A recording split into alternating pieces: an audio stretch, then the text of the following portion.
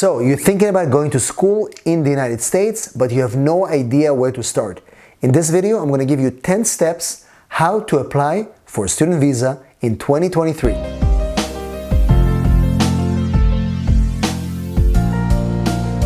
Hello everybody and welcome back to Immigration Channel. This is where we explain complex immigration matters in short, simple videos. In this video, I'm going to give you an overview, 10 steps how to apply for a student visa. Student visa, the F1 or the M1 or the J1 are visas that allow you to come here and study in the United States. Those are interested to come to the United States. In fact, 2022, we've seen the largest number of students coming here since before the pandemic. So, therefore, it's important to understand how to apply for a student visa. Before we do that, before we go through all the 10 steps, if you're here for the first time, make sure to subscribe to our channel. Click the notification bell so you don't miss any of our videos, and also give us a big like so YouTube will be able to show this video to more people just like you. Essentially, we have three types of student visa. We've got the F1 visa, which is applicable for academic studies. We've got the M1, which is applicable for vocational studies, and J1 for researchers, scholars, and trainees coming to the United States. The process is very similar, and we're going to apply for all three of these categories.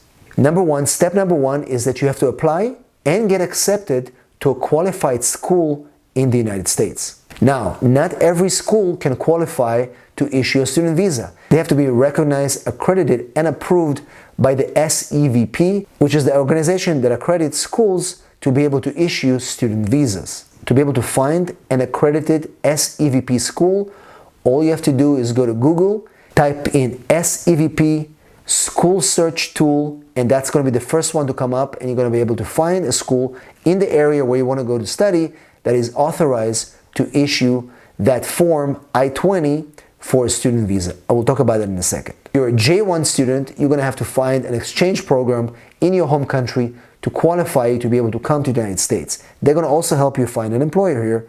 Step number two, you have to receive Form I20 from the accredited school, or if you're coming to a J1 program, Form DS 2019.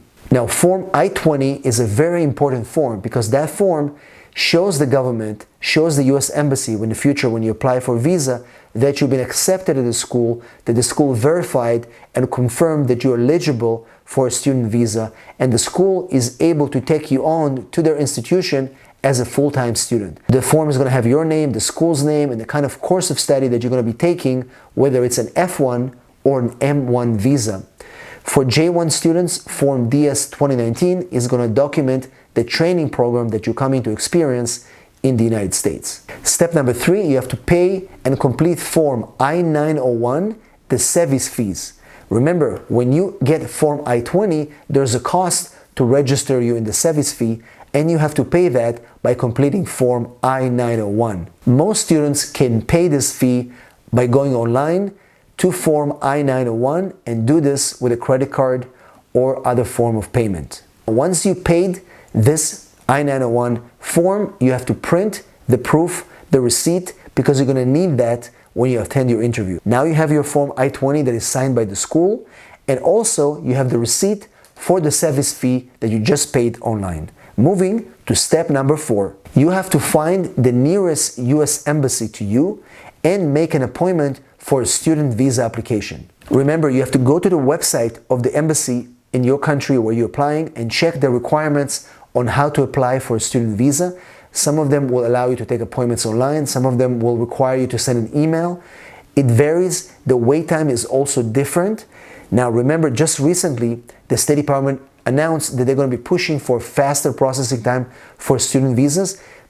Just a few months ago, it took over 6 months, sometimes a year to get an appointment. Right now, they're reducing it to 4 weeks, sometimes even 3 weeks to get an appointment for a student visa interview. So make sure you check the embassy and follow their procedures applying for a student visa appointment. Step number five, once you have your appointment, you have to go online again and complete Form DS 160. This form will require your passport, your address, information about the school, your financial records, a lot of info about your travel. Make sure you fill this form correctly and properly. Any mistakes on the form will cost you at the interview. Number 6, Once you finish the form, you now are eligible to schedule your interview. Remember, in step number 4, you found the embassy. Now you're actually able to schedule the interview once your DS-160 has already been completed. Now, step number 7, once you schedule your appointment, you can pay the visa application fee. You do that also online. Step number 8, prepare and attend for your visa interview. You have to attend in person. You can't do this online. And at the interview, they're going to ask you questions. Why do you want to go to school? How can you afford going to school? You have to provide all your financial documents, all the reasons why you're going to school. It has to make sense. You have to bring your DS-160 form. You have to bring your I-20. You have to bring your receipt for service.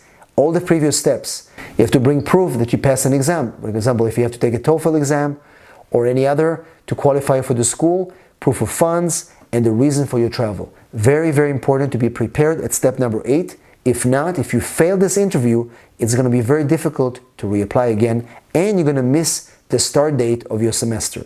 Step number 9, some embassies, once they approve your visa, are going to ask you to pay a visa issuance fee.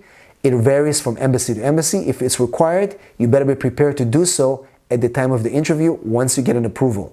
Step number 10, receive your visa. The best step, once you receive your visa, you are authorized to enter the United States 30 days before the duration of your course starts. Make sure you prepare for entry, and also be careful. At the port of entry, CBP officers may also question you why you're coming to the United States. Even if you have an approved US visa, if they suspect something is off, they still could potentially not let you in.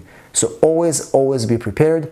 Those 10 steps are super important to follow them in this order, so you will be also successful in applying for your F1 student visa or M1 or J1. Once again, if you're a potential student, now is the time to apply for a student visa. The United States, a record high approval rate, and so many students are coming to the United States. Why don't you become one of them as well?